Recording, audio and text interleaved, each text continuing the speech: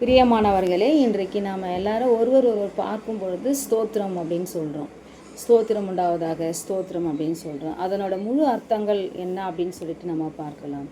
ஸ்தோத்திரம் என்பது துதி என்று அர்த்தம் அப்படின்னு சொல்லலாம். துதி அப்படின்னு போற்றுவது, உயர்த்துவது, ஆராதனை செய்வது அப்படின்னு சொல்லிட்டு தான் ஸ்தோத்திரம் அப்படின்னு சொல்லுவாங்க. ஸ்தோத்திரம் என்றால் புகழ்தல், துதித்தல், நன்றி செலுத்துதல், இதெல்லாம் அதில் அடங்கியிருக்கு. ஸ்தோத்திரம் என்பது சமஸ்கிருத மூலமாக வந்த ஸ்துதி அப்படின்னு சொல்கிறது. ஸ்துது என்பதிலிருந்து அது வந்ததாக சொல்லப்படுகிறது. புகழ்வது, புகழ் என்பது அர்த்தத்தில் தான் அது சொல்கிறாங்க.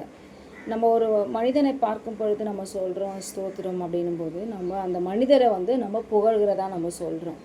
ஆனால் நம்ம ஒரு மனிதனை பார்க்கும் பொழுது என்ன சொல்லணும் அப்படின்னா, கர்த்தருக்கு ஸ்தோத்திரம் அப்படி வேணால் நம்ம சொல்லிக்கலாம்.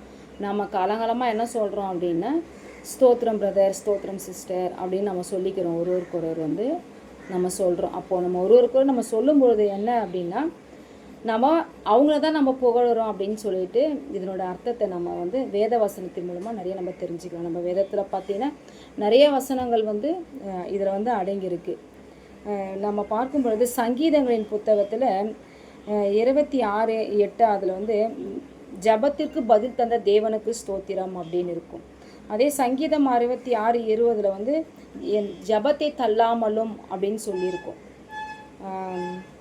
என் ஜபத்தை தள்ளாமலும் கிருபை விலகாமலும் இருந்த கர்த்தருக்கு ஸ்தோத்திரம் இல்லை தேவனுக்கு ஸ்தோத்திரம் அப்படின்னு இருக்கும். சங்கீதம் 72:18 அதில் பார்த்தீங்கன்னா அதிசயங்களை செய்கிற தேவனுக்கு ஸ்தோத்திரம். 1 கொரிந்தியர் 15:57 பார்த்தீங்கன்னா ஜெயம் கொடுக்குற தேவனுக்கு. 2 கொரிந்தியர் 2:24 அப்படின்னா வெளிப்படுத்துகிறவருக்கு அப்படின்னு சொல்லியிருக்கோம். ஆதியாகமம் 24:27 உண்மையாய் காக்கிற கர்த்தருக்கு ஸ்தோத்திரம்.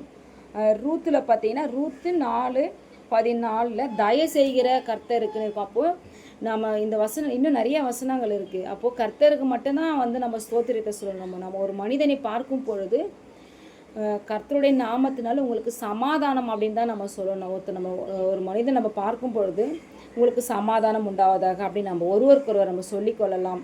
இன்னும் நிறைய வசனங்கள் இதில் இருக்குது. நாம் இன்னும் நாளைக்கு பார்க்கலாம். ஆமீன்.